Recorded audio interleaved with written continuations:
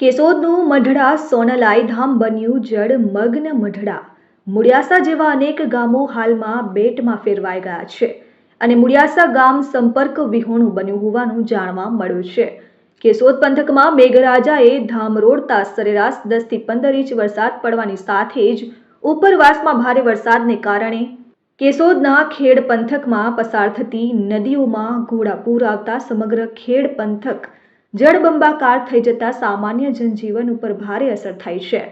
દેશ વિદેશમાં અનેક લોકોનું શ્રદ્ધાનું કેન્દ્ર એવું કેશોદના મઢડા સોનલાઈ ધામ હાલમાં જળમગ્ન બની ગયું છે. જ્યાં નજર પડે ત્યાં માત્ર પાણી જ પાણી દેખાઈ રહ્યું છે. જો કે ઉપરવાસમાં પડેલા ભારે વરસાદના કારણે બાટવા ખારાનું પાણી મઢડા ખાતે નદીમાં આવતું હોવાથી મઢડા મુડિયાસા જેવા અનેક ગામો હાલમાં બેટમાં ફેરવાઈ ગયા હોવાનું જાણવા મળ્યું છે. ઓજત અને બાટવા ખારા નદીના પૂરના પાણી સમગ્ર ઘેડ વિસ્તારના ફરી જતા જળબંબાકારની સ્થિતિ સર્જાઈ છે.